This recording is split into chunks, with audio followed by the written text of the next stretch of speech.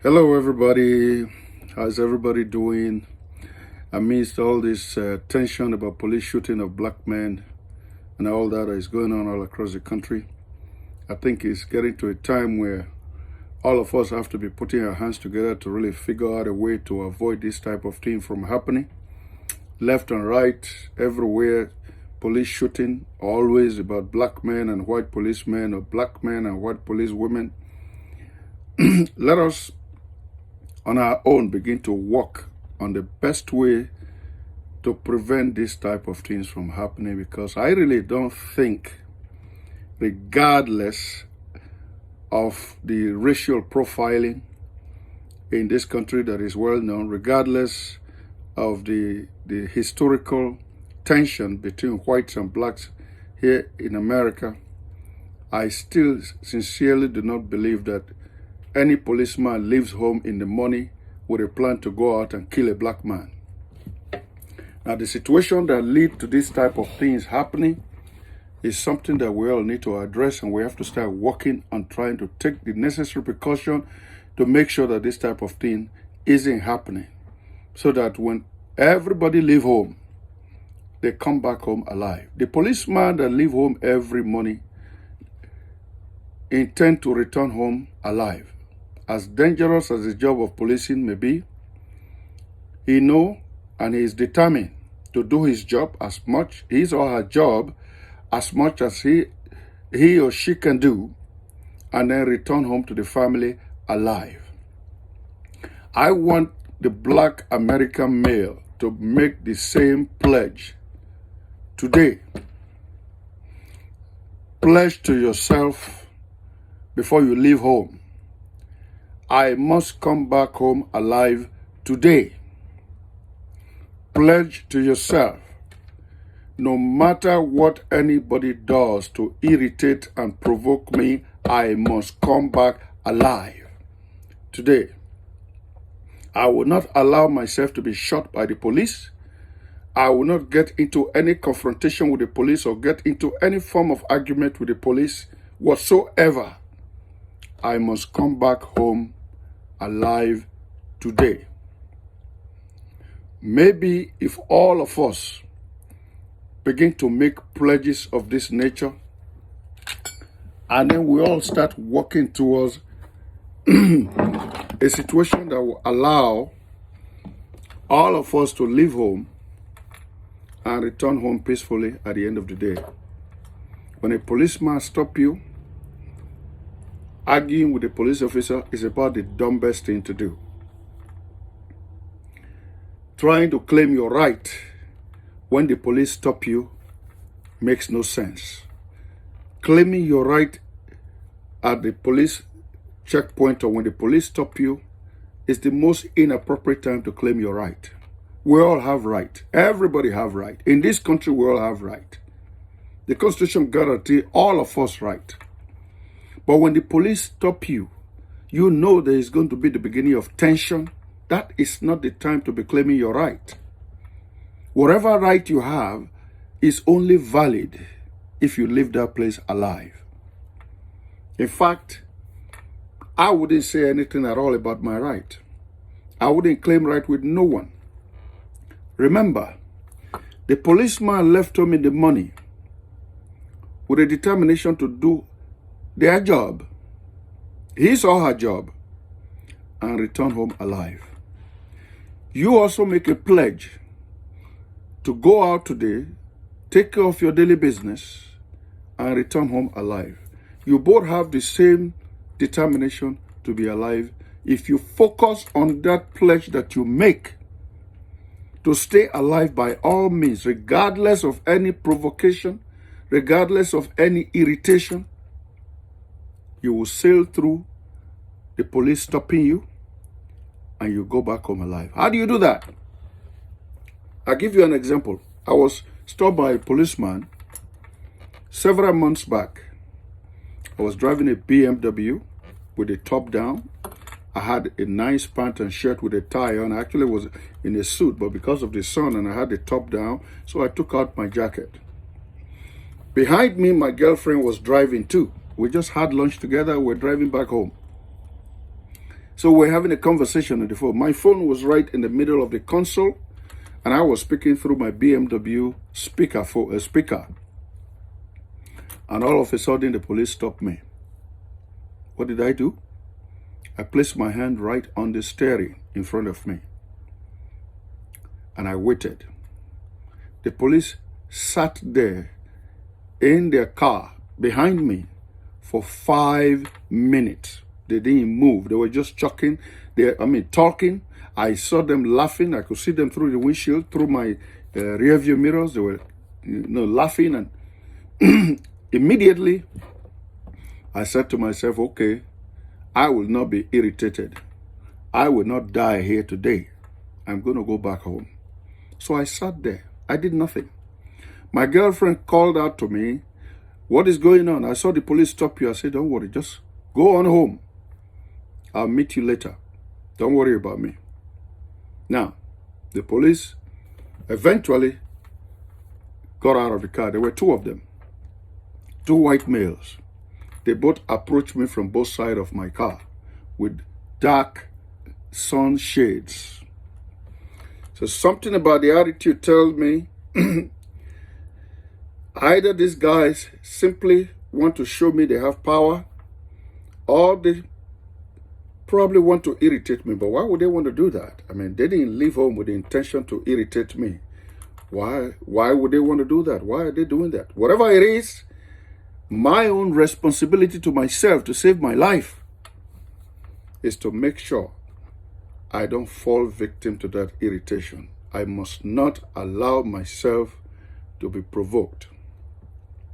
And so they heard my girlfriend's voice over the speaker. And then immediately one of the policemen said, well, we'll stop you because you are talking on the phone.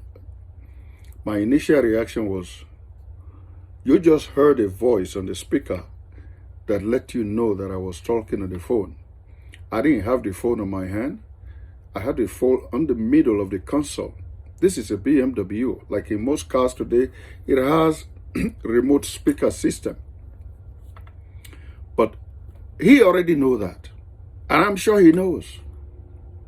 Should I be arguing with him? No, I was not to argue. So since he said he stopped me because of that, I just simply say, yes, sir. And my hand remained on top of the steering, like this.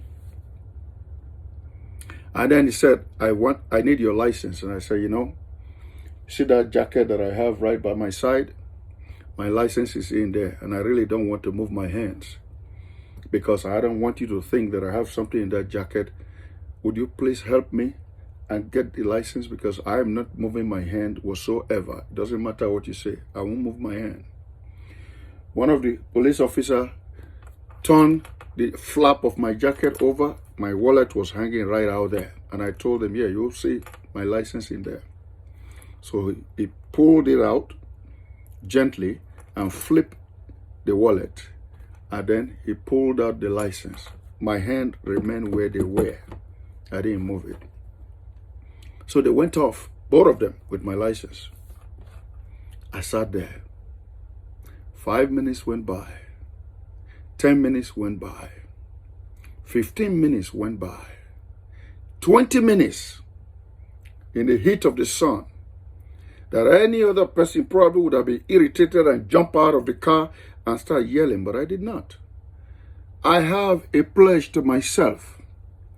I am going to be alive to go back home today. Nobody is going to kill me. I will never succumb to any irritation or any provocation whatsoever. The attitude they were putting up already tells me they are either just enjoying themselves unknowingly or trying to provoke me. But again, why would they try to provoke me? Or they just don't have respect? Whatever it is, it doesn't matter. If that is the way they behave, I don't care for their respect. Right now, I just want to be alive. So when they arrived back, he handed me a ticket for $250 for talking on the phone. He said, according to the law in the state of California, when you're talking on the phone, you'll be given a ticket. I accepted the ticket, signed it, said no other word other than thank you, collected my license, put it back in my wallet, put my hand back where they can see it. So they walk away, got into their car. I started my car and I walk away. Now, I didn't have to claim my right in that situation because actually I didn't have the phone on my hand. The phone was right in the middle of the console. There isn't any way he would have known that I'm talking on the phone if my girlfriend haven't said something like, they stop you, what is going on? And I said, don't worry, honey, keep going, I'll meet you at home. That was the only way he knew I was talking on the phone. But should I be arguing with a police officer with a gun on their belt? 2 policemen, each on my side with guns on their belt, arguing my right? No, that is about the dumbest time to be arguing for your right. I have right, but it's not necessary at that time because right is only valuable to those who are alive. And first of all, you have no clue what state of mind these policemen are. You don't know what side of the bed they wake up on this morning. You don't know what kind of personal problems they have. You don't know what kind of, whether it's financial, marriage problem, family issues that they have while they are still on the job. Due to the nature of the job of policing, it's a work of pressure. Sometimes some of these people can be subjected to some mental problem, mental illness that you are not aware of. Now imagine trying to argue your right before someone who is under pressure, who has a problem. Someone who actually is going out to do a job in which he or she is afraid any mistake, he or she could get killed. They may not return home to their family. And in this setting, the police is the one that have a gun, given the right to use against you if you pose a threat. The police have the right. They are given the right to shoot and kill. That gun enables them to provide security and safety to the members of the community, which include you. And the gun is also there for their own protection. For first and foremost, their first order of business is self-preservation. So when you engage in any type of infraction at all that cause them to believe that they are threatened, they will kill you. But the law does not give you the right to shoot a police officer if a police officer poses a threat to you. You don't have that right. If you carry a gun under license, your gun goes to the glove compartment. Most law in most states allows you to carry a gun in your glove compartment. You cannot even point it at a police officer. But the police officer has the constitutional right, the constituted authority to shoot and kill you. So when you know that, don't argue about your right. That is the worst moment. I've seen guys doing it. I know my right. You have no right to stop me. That is pure dumb. Use common sense. Get out of that place alive. Whatever ticket that is given to you, go to court. In front of a judge, you can argue your right. You may not be completely forgiven for paying for having that ticket. You're going to pay, but the judge may reduce it. I got a ticket on that day for $250. I paid $185 when I went to court, and I stayed alive because I saw the attitude of these policemen. I could not figure out what they were doing or what was wrong with them. There's no reason you cannot understand that you keep a human being sitting down in the car under the sun for 20 minutes, plus the first 5 minutes you spent before you came in to meet me, that you don't know that it's affecting me. Of course you have to know. But if they choose not to give a damn, I make up my mind at that moment, I will save my life. I'm not going to die. When you have a situation of this young man who was recently shot by a police woman, he was already out of the police car. They were already trying to handcuff him. And then he broke free and jumped back into this car. That's a dumb move. Why would you do that? What for? It doesn't matter what kind of warrant you had against you. The worst that could happen, you go to jail. And you wake up the following day, you're still alive. You got to leave that situation. I'm not trying to justify the killing of this young man. But why did he do that? Why will he break free from the grip of a policeman that is already putting him on handcuffs? I saw the video. And jump back into the car. And in a frantic moment, that policewoman didn't know whether she pulled the gun or whether she pulled the taser. It is quite possible. Although it doesn't make sense because these people are trained to know the difference between a taser and a gun. A gun is way heavier than a taser. And they're supposed to be on two different sides of the body. But just imagine that freaking moment this guy jumped back into his car. None of these policemen know what his intention is, whether he's going to pull out a gun and shoot. The typical fear that the police person have to leave home, do their job, go back home safely, kicked in. And since they have the gun, their first and foremost priority, that gun gives them the feeling of protection. And if you give them the reason to use it, they're going to use it. There is no need at all to be running away from the policeman when he's talking to you. There is no need to argue. It doesn't make you any less of who you are. Don't say a word. Yes, sir. Yes, sir. Yes, sir. My hands are here, sir. Yes, sir. It doesn't kill you. It doesn't make you any less of who you are. You are still who you are. When you leave that place, you go back home safely to your home. You would have survived. A situation where somebody, I heard another Hispanic family talking about one of their sons who was shot sometime in February. They claimed that he threw out the gun. Why would he hold the gun in the hand at all in the first place for the police to see? The fact that the police saw that gun, they're already agitated. They're scared. They don't know if he threw it out or he did not. Why does he have the gun by his hand? That gun should be in the glove compartment. So whether he threw it out or he doesn't throw it out, that's a lame statement. Why did he have that gun?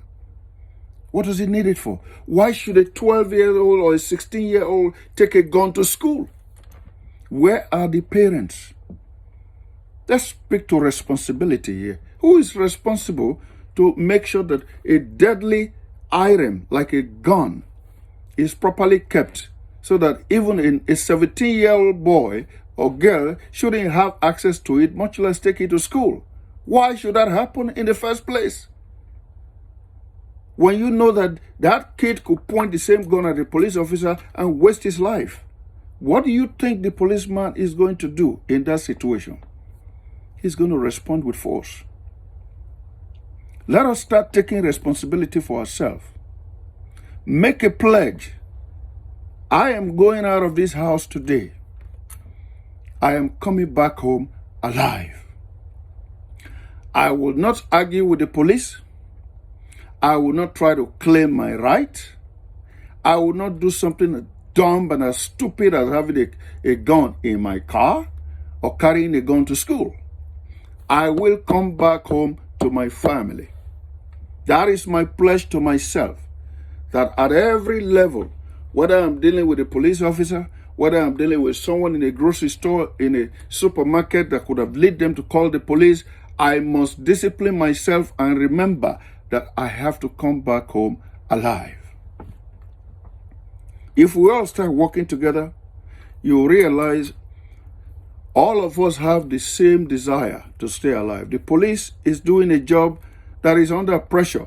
It is not easy every day to leave home to a job where you could probably not come back alive by the end of the day.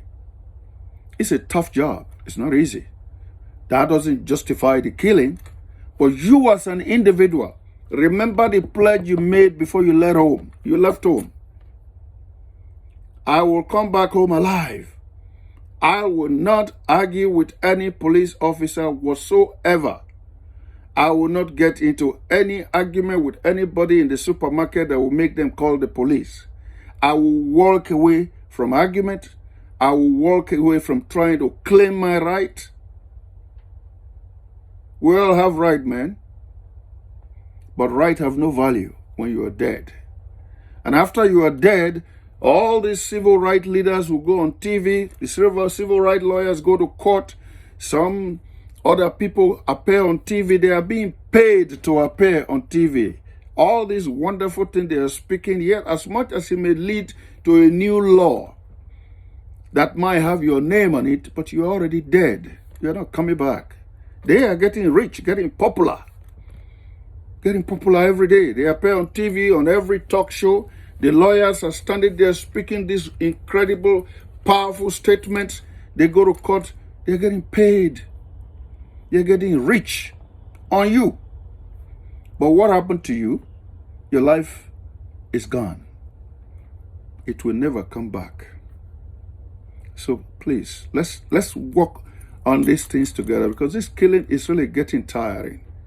You know, even when you don't know who is shot dead, it doesn't look good to the eye. It doesn't feel good to the senses. It's simply terrible in a land of milk and honey, and a land, the most powerful country in the world, the richest country in the world, a country with so much opportunities like the United States. This type of thing shouldn't be happening. We all need to work together here. So, black young men, whether you are young or old, as long as you're a black man or Hispanic or Asian, make a pledge. I will come back home alive today. I will not argue with a police officer today. I will not try to claim my right today. Whatever happens, whatever anybody does to irritate me and provoke me, I will not yield to it, nor will I succumb. So help me God. You do that.